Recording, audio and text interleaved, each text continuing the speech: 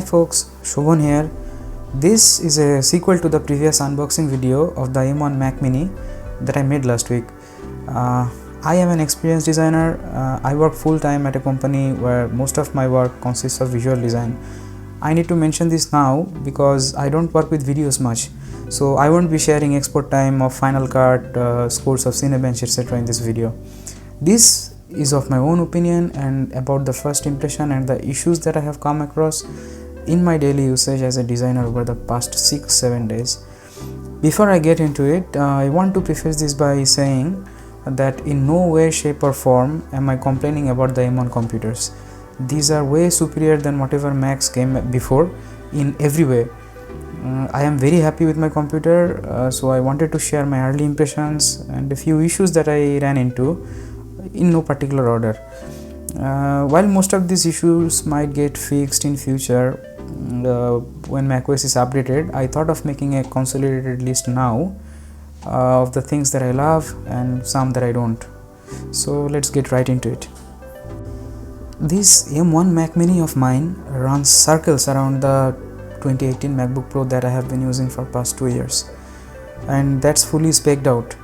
The Mac Mini is that fast, but it's not instant as many of the reviews might have led you to believe. I read the reviews where the creators mentioned that when you click on the app it opens instantly. It's not exactly like that. It's fast, but it's not instant, and some apps open faster than others. For example, this messages and mail app opens just a bit slower compared to reminders or notes.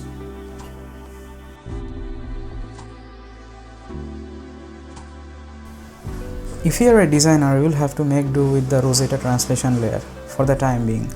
It really works well, no problem there, and I have used Photoshop and Adobe XD for a while now, and I couldn't tell the difference between my fully spec'd out 2018 MacBook Pro and this current Mac Mini M1.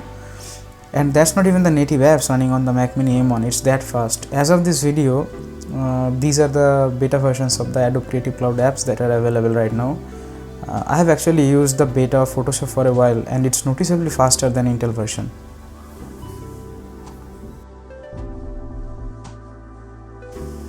Now this one is pretty serious, especially for a designer. As soon as I plugged in my Mac Mini, I immediately noticed that the colors looked a bit washed out and the blacks were not as dark. I thought there was a problem with my Mac Mini unit itself, or maybe the cable wasn't connecting properly, or maybe my monitor broke. This change was very subtle and most people don't notice it anyways, but if you happen to be a designer or someone who works with colors all day, this can mess up with your deliverables.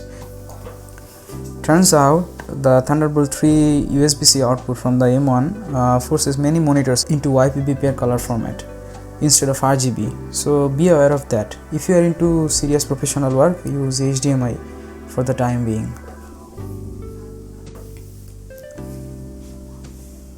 When I try switching between various resolutions, it changes instantly without any blink. It's awesome. Now if you are using the resolution default for the display, quick loop would be buttery smooth. You won't see any stutter or lag at all. But if you use a scaled resolution, which you have to if you are using a small monitor with high pixel density, like I am using, you will definitely notice a stutter, especially when viewing large size images. I have been using a proper utility monitor control to control the brightness of my external monitor from within the macOS. This can be very handy if you find yourself doing the same throughout the day or when watching a movie. As of making this video, it's not working anymore, and it's due to something that Apple did with M1 and Big Sur. The ones that you will find in the App Store, such as this quick shade or brightness slider, they don't seem to actually control the brightness at all. They more like dim the display on whatever is showing except for the cursor. So a proper utility that can control the external monitor is yet to come. Please comment and let me know if you know any other tool that works. I have always used MPV as a media player, which I think is the best for Mac on planet Earth. I have used Brew to manage these packages so far, and it's been pretty easy, but Brew is not supported on ARM yet, officially. There are workarounds, but those seem to be difficult to me. So as a result, I am using the pre-built versions of MPV or FFmpeg. By default, MPV doesn't seem to be using the hardware decoder video toolbox, which means it's using more CPU. I'm sure someone with more knowledge about these things shouldn't think of them as an issue at all, but someone who is not used to managing these things manually might find it quite difficult. Now, before I purchased my Mac Mini, I did a brief research on how these things are performing, the general reviews and all.